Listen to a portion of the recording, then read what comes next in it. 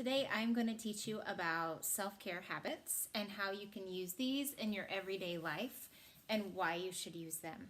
So when you think of self-care, think of what that word actually means, taking care of yourself. And the reason that we have to do this, even at a young age, is because it is so important to start positive habits while you're young so that you can handle hard things when they happen, and so that you just have good ways of thinking about yourself, talking to yourself in your head, and just those positive things that you do throughout your life that help you feel better and feel happy and relieve stress and give you confidence and make you feel like you matter. And so those are just some general reasons that you should have self-care habits in place. So I made a chart of some different categories of self-care. And I always think about it in these categories because these are the four main things that you need to have in your life. And sometimes when you have a huge list of things, it can feel a little bit overwhelming or like you can't do them all. But really, I think about doing these things in different parts of my day in like pockets of time. And so you're going to have different pockets of time that help you utilize these strategies. So there's positive thinking, breathing and quiet time, drinking water, healthy eating, moving your body, and then doing what you love. These are all really important to do, but you don't do them all the time. And so when I think about positive thinking, I try and start my day that way. I wake up and I tell myself it's going to be a good day. And that doesn't mean that I ignore things that might be hard or might feel stressful or anything like that. That's just a way to retrain my brain so that when a negative thought comes in, I can flip it and I can turn it into a positive and a way to help me. And that's really important. And what that does is it helps me feel relaxed. It helps you feel confident about yourself, and it just helps you handle whenever those negative thoughts come in. I always talk about it being like a tornado of negativity. So sometimes that little voice in your head can make you doubt things, and especially if you're a person who wakes up doubting or worrying about something, it's a really easy way to start your day, or any time throughout the day when you feel yourself and your thoughts going to a negative place. You can just repeat affirmations to yourself like, I am smart, I am powerful, or whatever it is. I can do hard things. That's one that I say over and over to myself a lot whenever I'm afraid to do something. Even doing a video like this can feel scary. But if you tell yourself that, you can do it and that you believe in yourself and things like that, and then you just do whatever it is you're afraid to do, that positive thinking has a way of influencing your actions, which is really important. And then breathing and quiet time is really important. And again, these are based on when you feel you need them throughout the day. It doesn't mean that you need to be angry or frustrated or that you have to wait until you're really upset to do these things, but doing a really simple breathing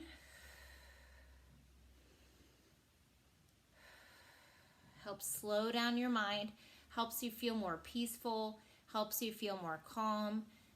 It's a way, if you feel like you're going really fast at something because you're nervous or because you're feeling a lot of pressure or you feel like kind of out of control, it's a good way to calm yourself. It's also a good habit just to get into throughout your day, just to check in with your body and just to check with like how you're feeling. And so it doesn't always mean that you're going to breathe when you're feeling stressed, but it is definitely a good stress relief if you are ever in that situation. A lot of times I will start my day in breathing and in quiet time. I would get up before my family and I journal, and that's kind of my quiet time. I write in my journal. I write about things I'm thankful for and gratitude. I listen to calming music. I listen to meditation music. I just have that quiet time to myself, and that can be a time when you go into your bedroom and you just sit and you listen to music, or you draw, or you color, or you just lay on your back and you put your hand on your heart and your hand on your belly and you just breathe in and out, and you just concentrate on your heartbeat. And it's just a way to clear your mind and make you feel really calm. And it's just a good practice to get into. And quiet time doesn't have to be that you're silent. You can do something quietly that just makes your mind quiet down, and that's a great way to slow down, and it's a great way to kind of have that me time that's really important.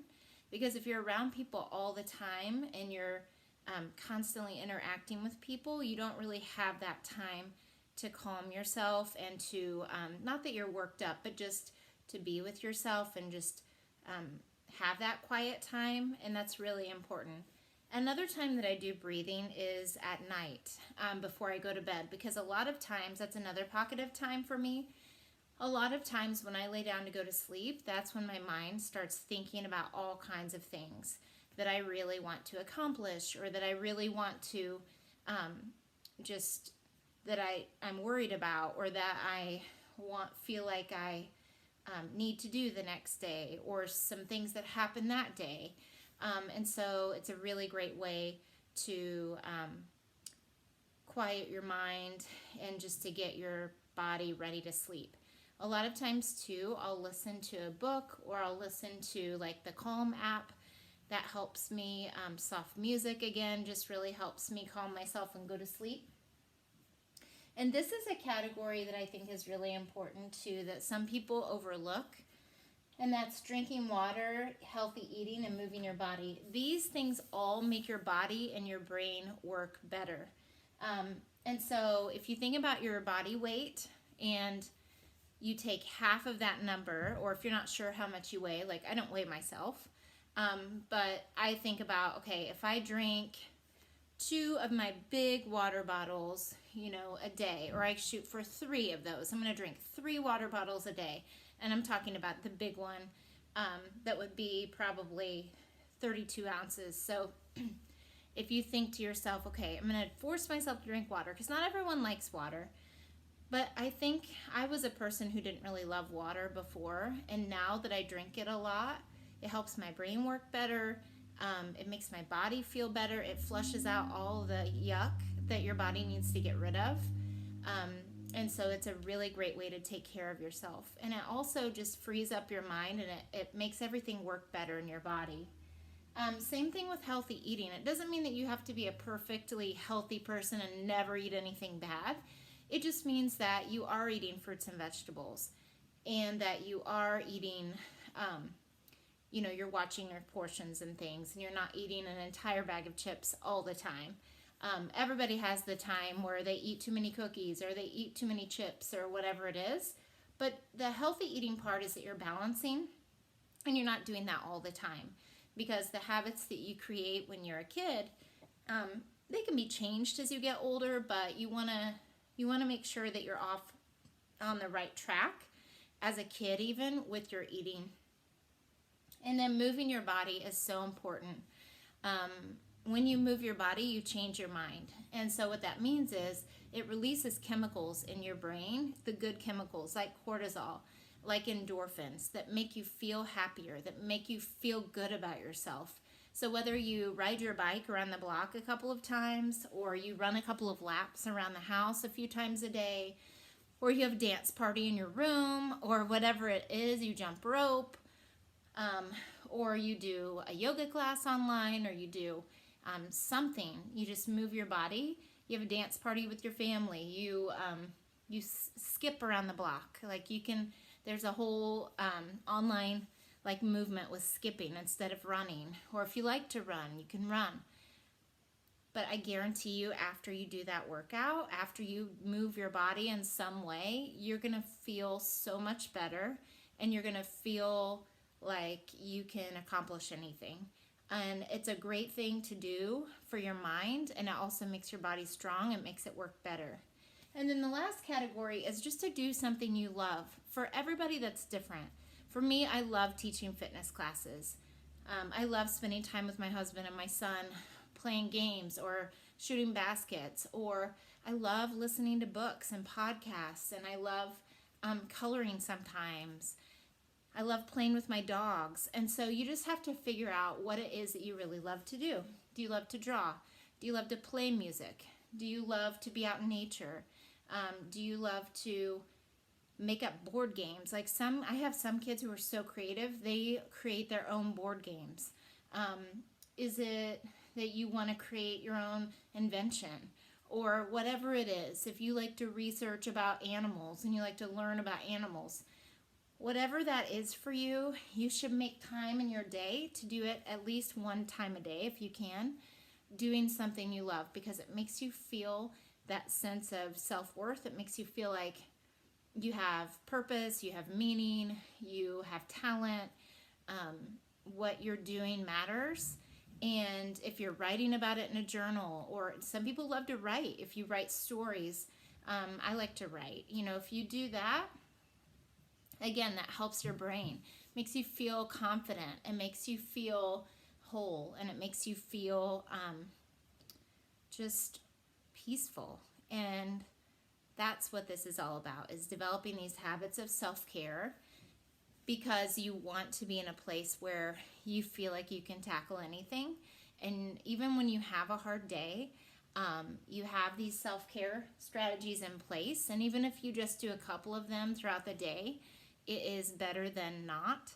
And like I said, you just find little pockets of time. You're not going to do what you love all day, but maybe you do it for an hour. Maybe you drink water throughout the day, or maybe one day you make sure that you drink a lot of water in the morning, and then you figure it out for the rest of the day. So it doesn't mean you have to be perfect at all of these things, but it is really important to develop these habits so that you can feel happy and you can feel confident and feel good about who you are, because you do matter, and that you are enough, and you need to know that. So practicing these self-care habits really help you instill that inside yourself. So I will let you go for now. I'm sending you a virtual hug. And next time we'll go into more detail into one of these categories. Have a great day.